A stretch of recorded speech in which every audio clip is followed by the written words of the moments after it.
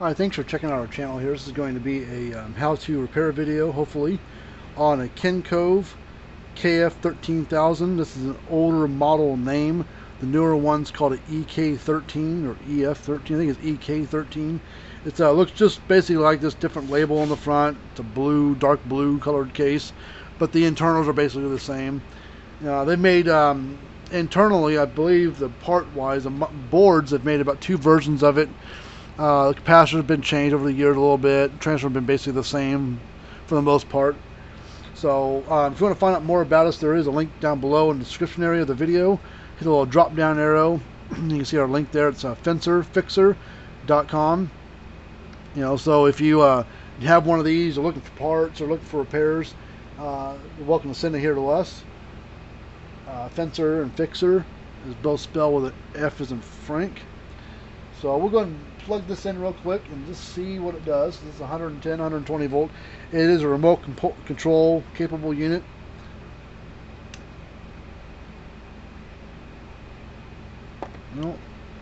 Lights are flashing like it's trying to work.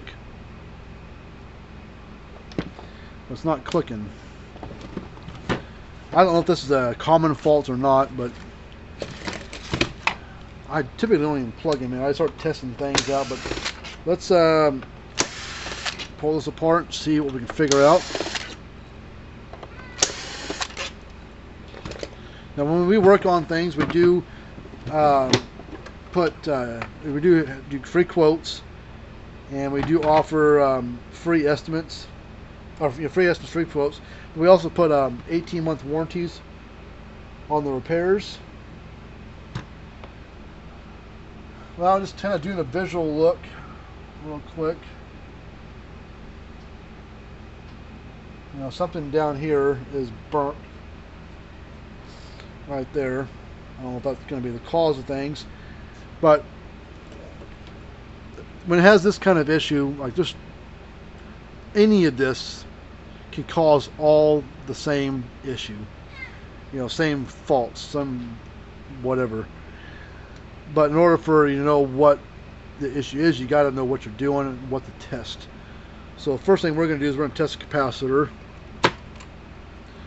And we're going to unplug both wires. This does not have a polarity. It doesn't matter which one of these wires go to which tab. As long as you have one on the left, one on the right, doesn't matter if it's upper or lower, as long as one's on the left and one's on the right.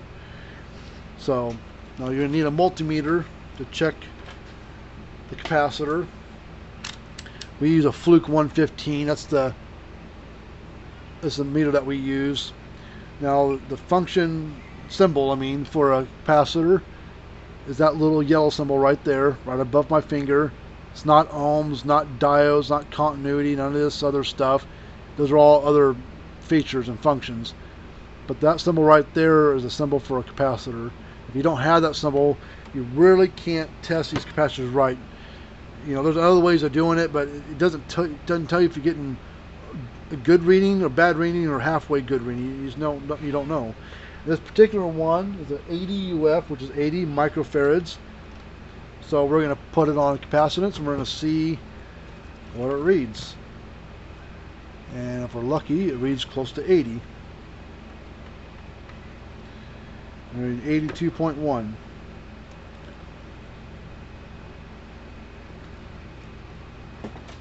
So capacitor is good. So it's not that. Now, the other thing that can cause it not to discharge and click. Now, the clicking sound itself comes from the transformer.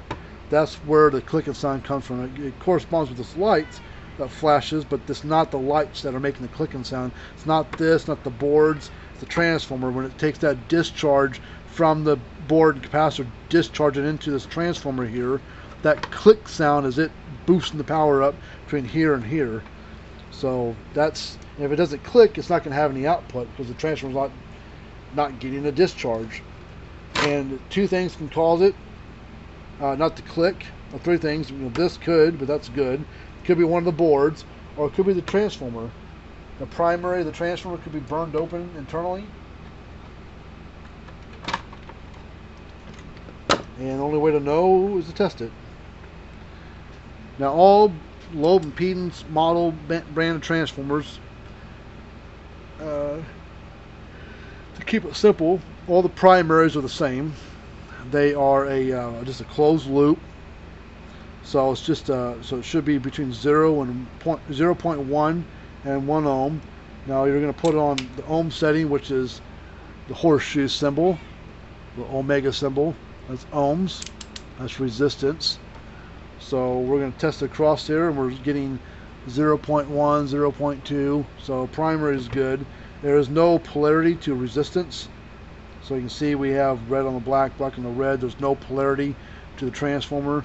So the transformers, at least the primary is good. I don't know about the secondary output side. I mean, we can check that, but I don't know every brand, every model of fence charger out there. The primaries are all the same. Secondaries are always different.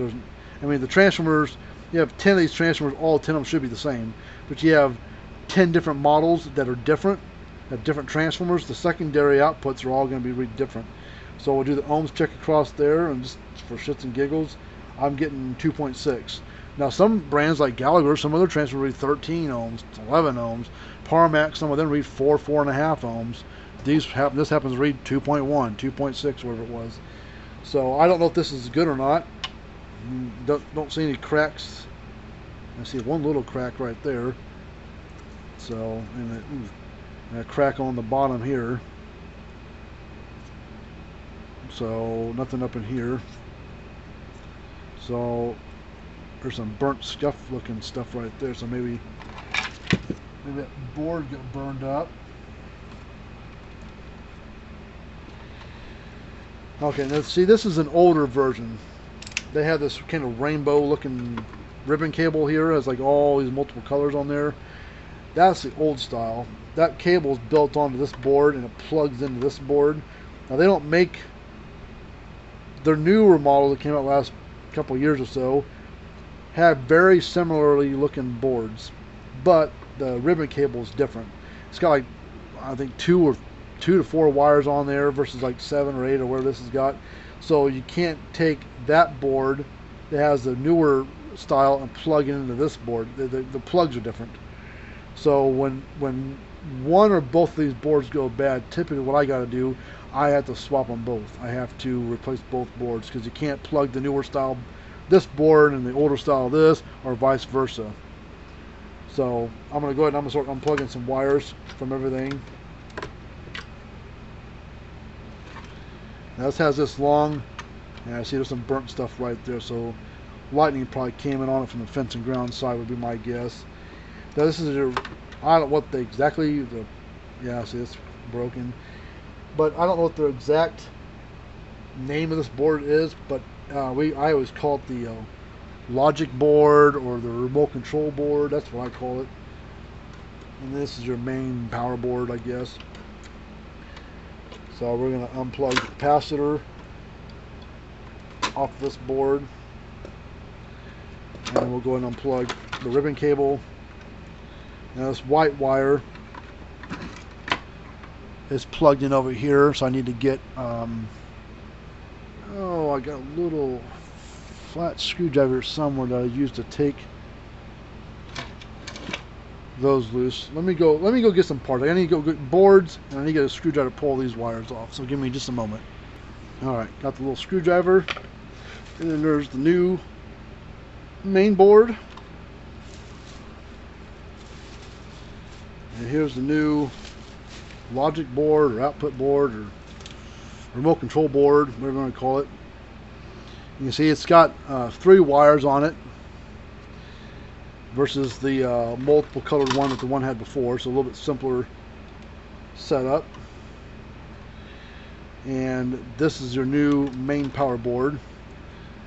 I'll show you the difference between the two here in a second. Let's get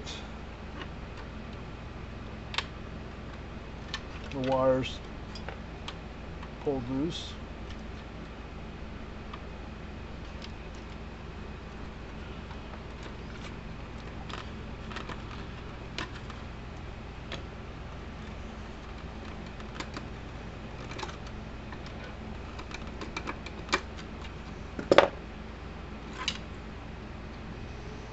Now I think what they did, the reason why there's less wires on this board is there's more crap on this board. You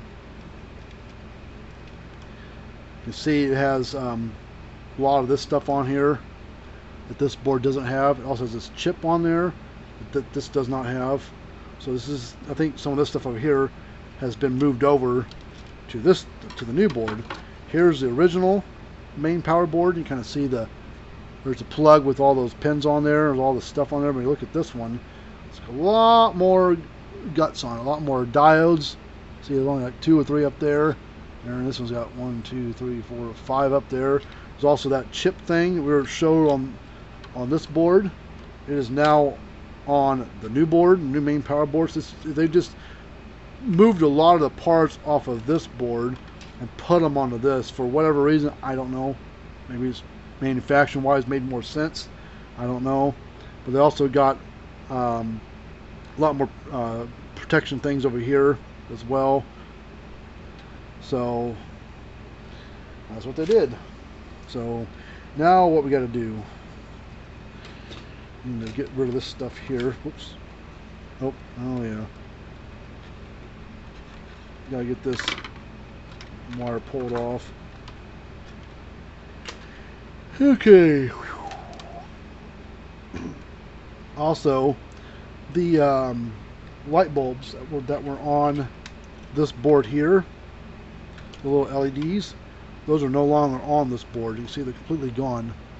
This one's got 4 of them on here, 2 here, 2 there. This doesn't have any of them on there. It is all built into this board now. This has got 2 bulbs on it. The old board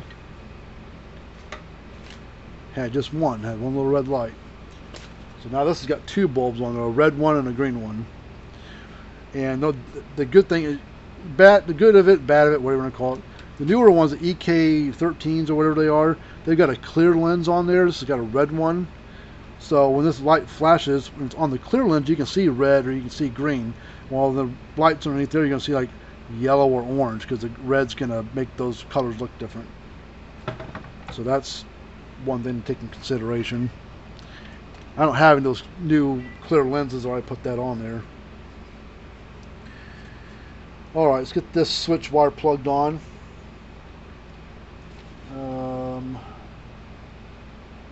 Yeah, I'm side by side where this one had a vertical, so I got to look at see how they've had it on there. It's kind of loose.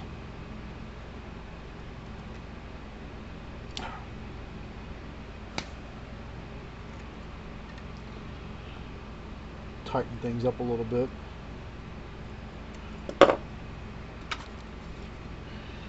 Alright, so we got yellow wire here, and black wire there.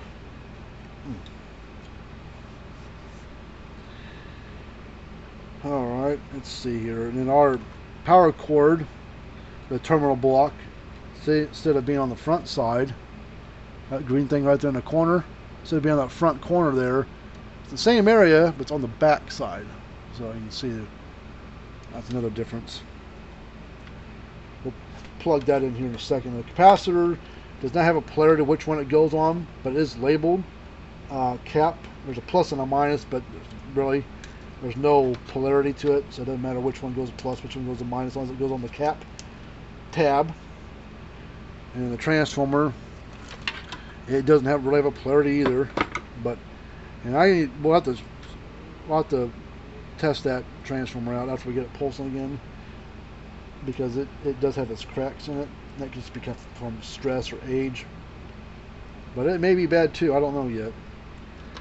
Let's slide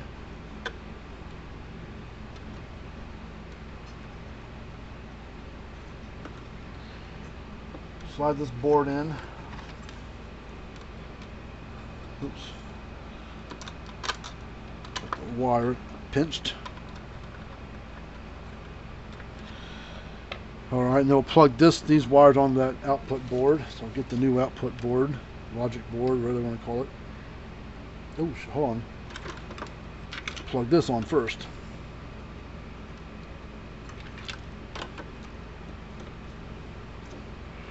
Now we can slide this thing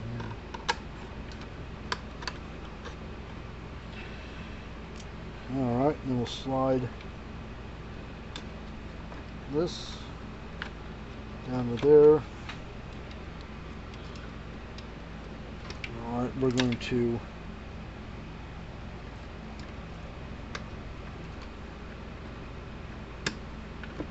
come on.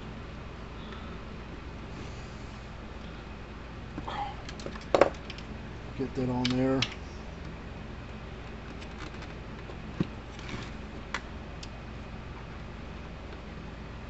Guess it's on the right. No, it wasn't on there all the way. Come on. God dang, get on there.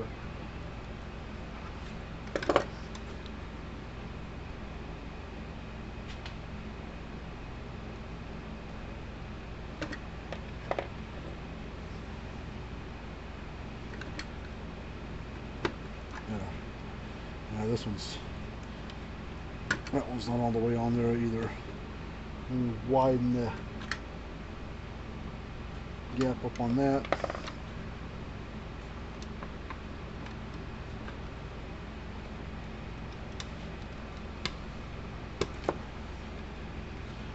Come on.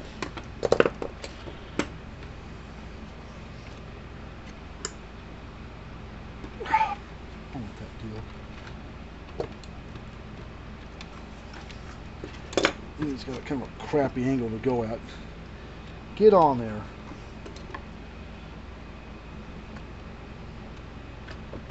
There we go. Alright, so now what we need to do, we need to get these wires put in. This black one goes on the bottom. We'll get it tightened up.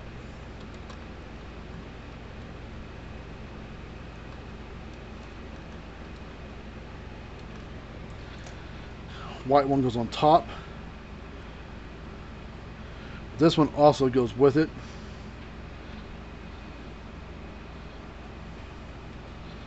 It goes in the top one there.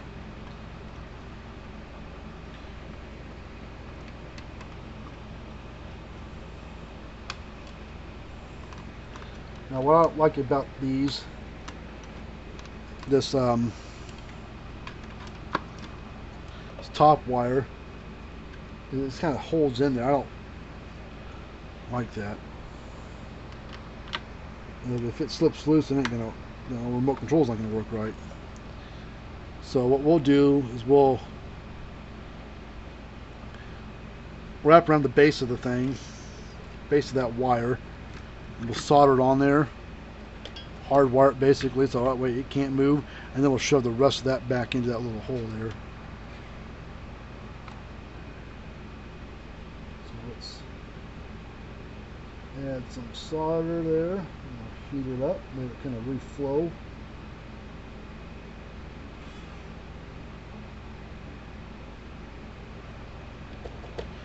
Let it cool off and harden up. That looks good. Hot as hell.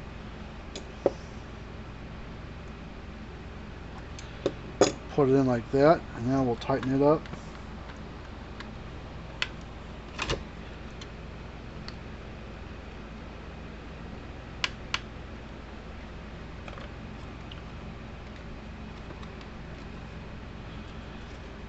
Alright, so now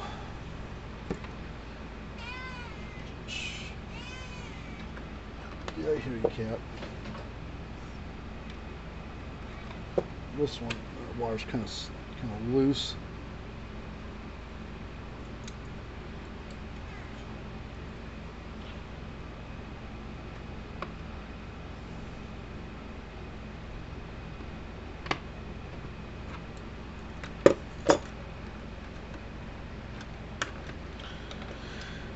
Alright, let's go ahead and plug it in.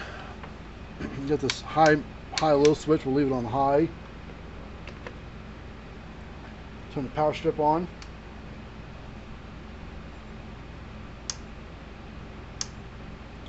So the light's turning green, flashing green. If you had a bad short, it would still click, but it would show red. So put this lid on here and make sure that we're centered on this little lens there.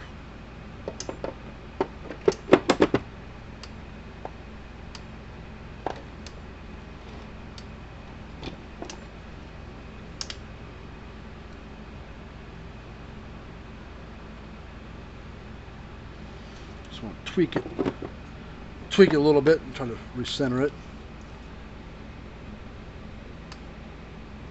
See, it looks yellow because it's the green light behind a red lens. It's coming up kind of a yellowish color. Sounds pretty healthy. Let's put a fence tester across here and see what it reads. Should be about 6.5, give or take, kV on full power. Half power, low power probably brings down to around 4, I would guess.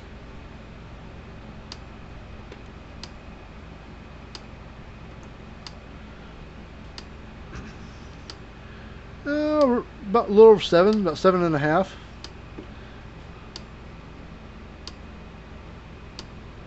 Well, between 7 and 7.5. It's about right. They're usually right around 6.5, 7.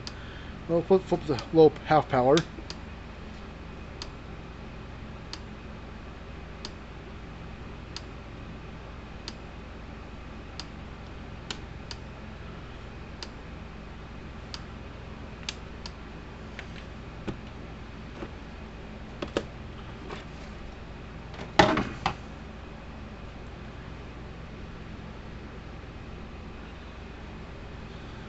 Alright, so I think we're basically done. Let's put knobs back on.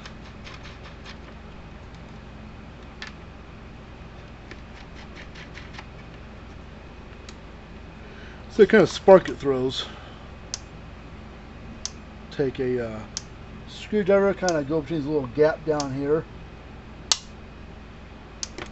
Nice and hot. You can see the light flashing red because I'm shorting it out. As soon as you get the problem away, it goes back up a certain level of voltage, that light will start turning green again. So a little bit simpler setup. Nice to. I wish I had a clear lens there. It'd be a lot easier to tell it was red or green, but it is what it is. So, well, if you're looking for parts, let me know. We'll hook you up some parts. Transformers, capacitors, boards, whatever.